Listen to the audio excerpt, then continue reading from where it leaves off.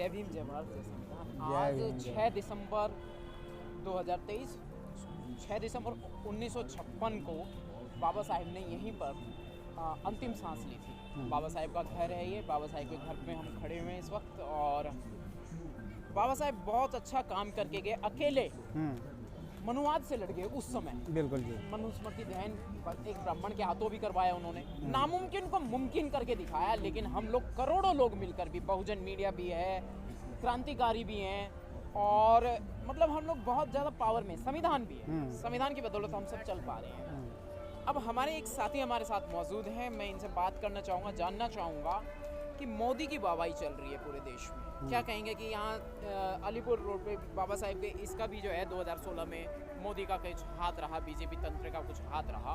लेकिन भारत से जातियाँ नहीं खत्म हो रही। जातियाँ तो सिर्फ जानवरों में होती हैं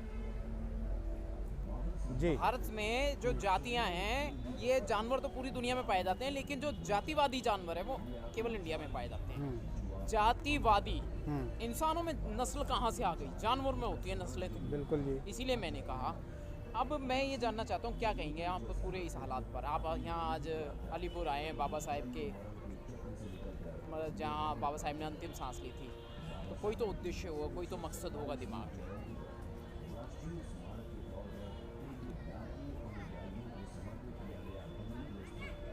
आपको पहले मेरे को जातियों के ऊपर बात करनी है। अच्छा आपसे। ठीक है। जाति जैसे बाढ़ आ गई, बाढ़ को अगर रोकना है हमें किनारे से चलना होगा, और किनारे से चलते हुए उसके किनारे पे चलोगे हाँ। तो मनुवाद इतना तेज है, वहाँ आपको धक्का दे देगा। हाँ, वो तो शब्दों से भी खेलता है। शब्दों से वो खेलता है, तो हम भी शब्दों से खेलना जानते हैं। कहते हैं किसी की आवाज़ अगर दबानी हो, अपनी आवाज़ तेज कर दो, जी। वह खुद दब जाएगा। हाँ ठीक है, अच्छी बात है, आपने ठीक कहा। लेकिन जो अपने पास में संविधान की पावर है, हमारे पास में इतने सारे क्रांतिकारी हैं बहुजन में, बहुजन मीडिया भी है, बावजूद उसके हम लोग इतना काम नहीं कर पा रहे जितने काम बाबा साहेब अकेले कर गए। कि किस बात का अभाव है, खासतौर से हमारे गरीब वर्ग में? हमारे गरीब वर्ग में बहुत सक्रिय, और बाबा साहेब को कैमरे से दूर मत हो, थोड़ा अच्छा। कैमरे भी रहो, हाँ। आगे आ जाओ ना, आ, इधर आ जाओ प्लीज।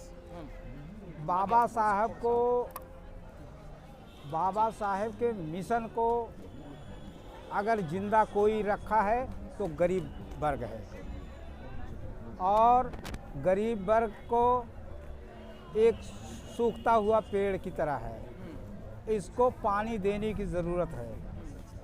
और बाबा साहेब ने कहा है कि मिशन पर अपनी आय का 20वां हिस्सा मिशन के ऊपर खर्च करने के लिए, और यह खर्च आएगा कहाँ से? जो जीत के हम लोग जिनको जिता करके भेजे हैं, उन पर अटैक करना चाहिए कि तुम्हें भेजा था बाबा साहेब के मिशन को पूरा करने के लिए, तूने मिशन को अधूरा क्यों छोड़ा है? या तो पूरा कर, नहीं तो कुर्सी छोड़। और इसके लिए हमारे समाज में एक कमियां हमें नज़र आती है कि हम कुर्सी पे जो हमारे नेता बैठे हैं, हाँ। आप कुल मिलाकर के उनको जिम्मेदार मानते हैं? बिल्कुल जी। जो हमारा दुर्गति जो भी हो रही है समाज हाँ, की। जो भी। मैंने आपसे एक बात और पूछी थी इसी दौरान कि हम जातियां भारत से नहीं खत्म कर पा रहे हैं। हमारे पास बुद्धिज्म भी है, दुनिया का सर्वश्रेष्ठ धर्म है, जो मानवता, मानव एक समान बौद्ध धर्म की यही पहचान। बिल्कुल जी। किसी भी धर्म में ऐसा नहीं है, लेकिन सिर्फ एक बुद्धिज्म ऐसा है, और उसको दुनिया का हर एक मजहब मानता भी है। बिल्कुल, बुद्धिज्म को मानता है। आप क्या कहेंगे सर इस बारे में कि जो हमारा वर्तमान माहौल है वो जातियों से ख़राब हो रहा है? जाति देख के आदमी की योग्यता घोषित की जाती है, ना कि उसकी योग्यता के आधार पर। भारत में है ये बीमारियां सारी, ठीक है जी। और उसका वजह केवल एक ही है, जाति। तो हमें इसको कैसे ख़त्म करें? हमारे सांसद नहीं कर पा रहे हैं, हमारे नेता नहीं कर पा रहे हैं, तो जनता की तो ये जिम्मेदारी बनती है कि वो जातियों को ख़त्म करें। बिल्कुल जी। हम उस चैप्टर पर बात करना चाहते थे। जी बोलिए। कि हम समाज से, कहते नदी के घाट पर जी। नदी के घाट पर गर सियासती बैठ जाते, जी प्यासे बूंद भर पानी को तरस जाते। जी शुक्र है बादलों पर जोर उनका नहीं चलता, नहीं तो बारिश का पानी सब उनके खेत में बरसता। क्या ये शुक्र है बात है, बाबा साहेब डॉक्टर अंबेडकर की, जो आज खुले हवा में घूम रहे हो। जी जी जी बहुत बढ़िया। कहते इन लीडरों की लीडरी देखी नहीं जाती, क्या बात है। जो चमचे हैं, इन लीडरों की लीडरी देखी नहीं जाती, फैली हुई देश की भुखमरी देखी नहीं जाती। अरे हम देखते हैं उनकी बिल्डिंगों को नेक नज़रों से, उन्हें मेरी झोपड़ी देखी नहीं जाती। क्या बात है, बहुत बढ़िया, बहुत जबरदस्त। तुम चाहते तो हालत बदल सकते थे, तुम चाहते तो हालत बदल सकते थे, तुम्हारे आंसू मेरे आंखों में निकल सकते थे। अरे तुम तो ठहरे झील के पानी की तरह, चाहते तो दरिया बनकर तोड़ निकल सकते थे।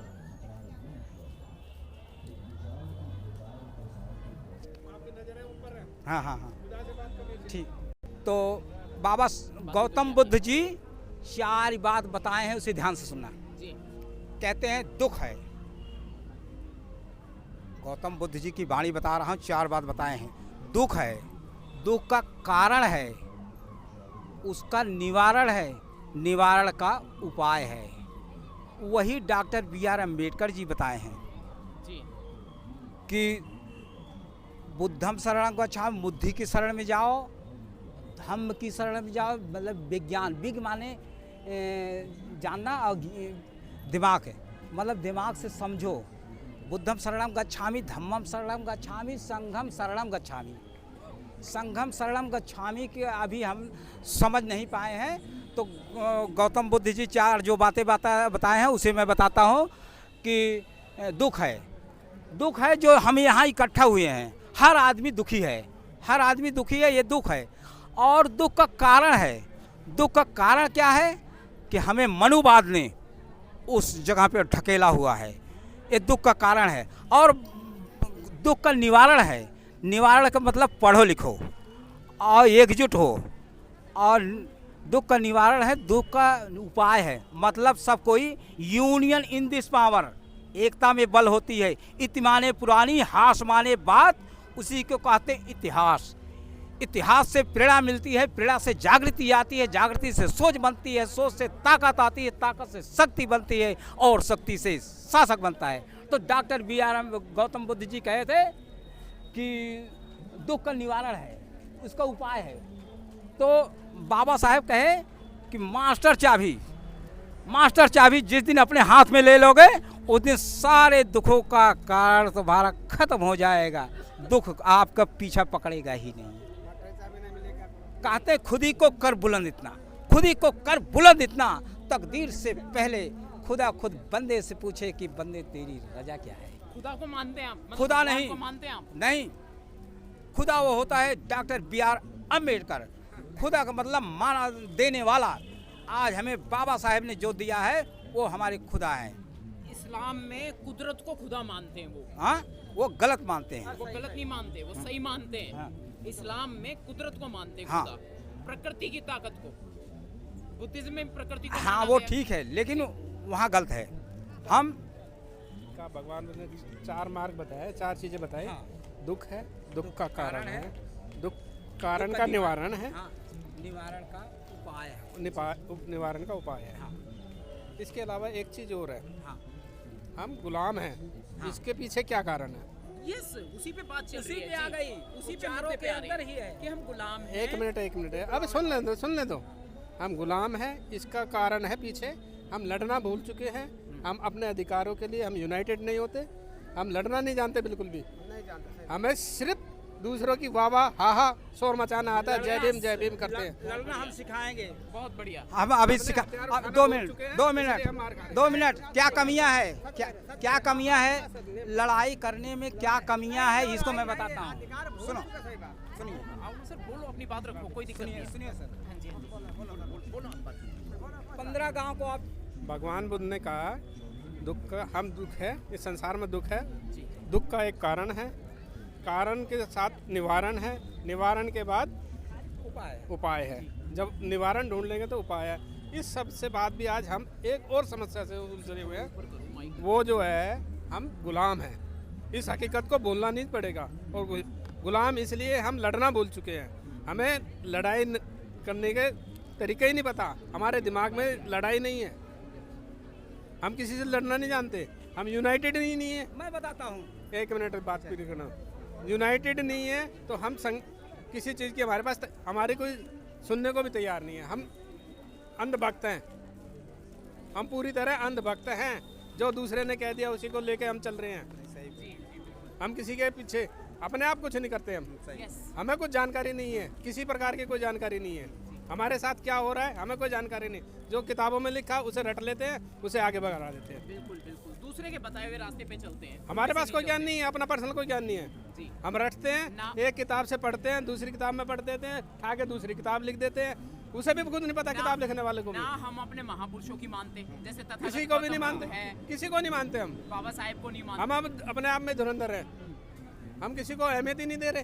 क्या सिर्फ जय भीम के नारे लगाने से उद्धार हो जाएगा? बिल्कुल भी नहीं होगा। लेकिन फिर हम जय भीम के नारे लगाते हैं। लगाए जाओ, कितने लगाए जाओ, कितने महावीर तीर्थों पर घूमे जाओ, कितनी जगह नाक रगड़े जाओ, हमें आज़ादी नहीं मिलेगी जब तक हम हथियार उठाने वाले नहीं बनेंगे। तो सिर्फ एकमात्र उपाय बचता है, एकमात्र उपाय है। बाबा साहेब ने और तथागत गौतम बुद्ध ने तो मना किया हथियार उठाने के लिए। एक मिनट पकड़ लो। भगवान बुद्ध के समय अलग समय था, डॉक्टर BR अम्बेडकर के समय अलग समय था, बहन काशीराम जी के समय अलग समय था। आज ना बहन जी का समय है, ना उससे आगे हम बढ़ चुके हैं जी। लेकिन बात सुनिए, आपको हथियार के नाम पे तो उठा के जेल में डाल देंगे। बिल्कुल डालेंगे, बिल्कुल डालेंगे, मरना पड़ेगा, बिना मरे कुछ नहीं मिलता। आप जेल में रहेंगे, बिल्कुल रहेंगे, बिना बात के। बिना बात की। जब तक हम मरना नहीं सीखेंगे ना हमें जीने का अधिकार भी नहीं है। जीना भी नहीं सीख सकते, हम अपनी कुर्बानी देना नहीं सीख सकते तो जीना भी नहीं सकते। मतलब एक मिनट मेरी बात सुन लो क्लियर। अभी इसराइल में युद्ध चल रहा है, जो इसराइल में और फिलिस्तीन के बीच 5% पे इसराइलियों को जो यहूदी थे जगह जगह से दुनिया भर से भगाया गया। सेंट्रल एशिया में यहूदी थे, मोहम्मद साहब ने तलवार उठाई, पहले अपनी जान बचाने के लिए भाग रहे थे इधर उधर। आज वहाँ एक मुसलमान नहीं मिलता, Iran, Iraq, Afghanistan, Kazakhstan, Uzbekistan, central Asia में एक यहूदी नहीं मिलेगा। सारे भाग के भारत में आए 619 में, 619 में भारत में, गुजरात में आके बसे। और गुजराती जो बैठे हुए हैं ना, आज प्रधानमंत्री भी 2 प्रधानमंत्री बना चुके हैं हम यहूदियों में से। नरेंद्र मोदी, मोरारजी देसाई, यहूदी लोग हैं ये। जी बिल्कुल। अमित शाह भी, ये सारे यहूदी लोग भी है, यहूदी लोग भी है। जी जी बिल्कुल। और जैसे इसराइल वालों ने वहाँ से सेंट्रल एशिया से भगाए थे, ऐसे ही भागेंगे, और कोई दूसरा हमारे पास कोई रास्ता नहीं है। आज भी विदेशों की हुकूमत चल रही है आपके अनुसार। भगाओगे कैसे सर? खैर बात अधूरी छोड़ दी उन्होंने, बहुत अच्छी बात कर रहे थे, बहुत अच्छा टॉपिक चल रहा था, पता नहीं क्यों, लेकिन कहीं डाइवर्ट हो गए। देखो, हमारी अपनी सोच है कि 15 गांव को चयन करें। एक जिस मिशन पे आप बात सुनना चाहते हैं, उस मिशन की बात कर रहा हूँ, आज की वर्तमान समय की बात कर रहा हूँ। 15 गांव में से हम 10-10 आदमी ले लें। मान लो 15 गांव गंवार है, एक गांव में 100 आदमी है, ये आप नोट कर लो, मेरी अलग ये पहली बात है। 15 गांव को हम चयन किए और एक गांव में 100 आदमी हैं, और 100 आदमी में से 10 आदमी ले ले। 10 आदमी कौन, जैसे 10 आदमी खड़े हो तो हमें नज़र में आना चाहिए कि हाँ ये हमारी सोच से थोड़ा बहुत जानते हैं, अगर ज़्यादा नहीं तो थोड़ा बहुत तो सही। तो 10 आदमी ले लिए और 15 गांव को चयन किए। 15 गांव में कितने आदमी बनते हैं? 10, 150। तो 150 हम अपनी दिनचर्या की गणित लगाएं तो 90 उधर बचा है एक गांव में, और हम 150 आदमी उस वहाँ पहुँच रहे हैं और आपके द्वारा पहुँच रहे हैं। आपकी गिनती वहाँ गांव में होती नहीं थी, लेकिन जब आपके द्वारा हम पहुँचेंगे तो पहली नज़र आपके गांव वालों को आप पर पड़ेगी। अरे ये भाई हैं, इनका तो आदमी कोई नहीं जानता था, इनके पीछे 150 आदमी हैं, तो आपकी कीमत होने लगेगी। और जब आप 150 आदमी लेके जाओगे तो आए दिन उसमें से कम होता जाएगा, हमारी संख्या बढ़ती जाएगी, हैं?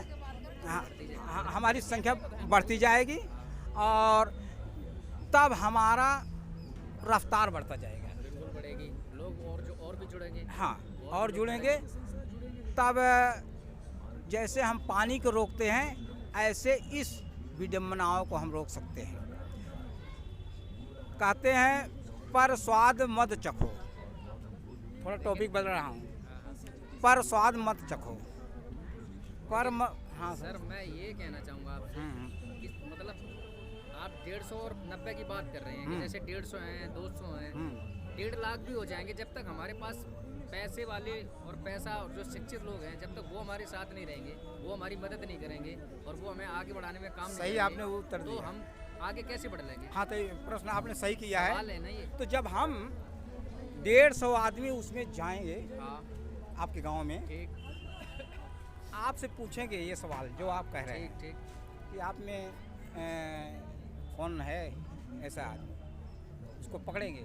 आज़ादी के 75-76 साल हो गए हैं। आज़ादी के बाद जो हमारे समाज में जिन लोगों की नौकरियां लगी थी, जिन लोगों ने करोड़ अरबों रुपए कमाए हैं, उन लोगों ने समाज के प्रति कितने पैसे खर्च किए आप मुझे इतना बता दीजिए। कोई नहीं। आज जितने भी संगठन चल रहे हैं, हाँ। सब गरीब आदमी से चल हाँ, रहे गरीब हैं, चल आदमी रहे हैं से, ना। बिल्कुल। जिनके घर पे बहनें हैं, हाँ बिल्कुल। भाई पढ़ रहे हैं, वे खुद पढ़ रहे हैं, जो अपना घर का खर्चा भी नहीं चला पा रहे हैं। हम जैसे लोग जो मेहनत मजदूरी करके कंपनी में काम करने के बाद भी मिशन का हर एक दिन को पूरा करते आते हैं और करते हैं।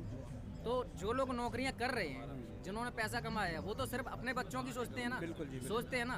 अगर जैसे और लोग अपने अपने समाज के लिए पैसा देते हैं मिशन को आगे बढ़ाने हाँ, के लिए, बिल्कुल। ऐसे अगर हमारा समाज देता तो क्या हमारा समाज आज इतने पीछे होता? नहीं होता ना। और हमारा मिशन क्या अधूरा होता? बाबा साहब का मिशन कब का पूरा हो जाता अगर समाज एक दूसरे की मदद करता। बाबा साहब पढ़े, आगे बढ़े और इतनी सी उम्र में बाबा साहब इतना कुछ कर गए हम सब के लिए। किसके लिए कर गए? अपने बच्चे कुर्बान कर दिए, खुद की जिंदगी कुर्बान कर दी, अपनी बीवी कुर्बान कर दिए, अपने जो सपने देखे थे वो सब कुछ कुर्बान कर दिए। और हमारे समाज में जो आज़ादी के बाद जो नौकरियां लगी हैं, वो समाज के लोग बता दो उन लोगों ने समाज में कितना पैसा खर्च किया? नहीं करते ना।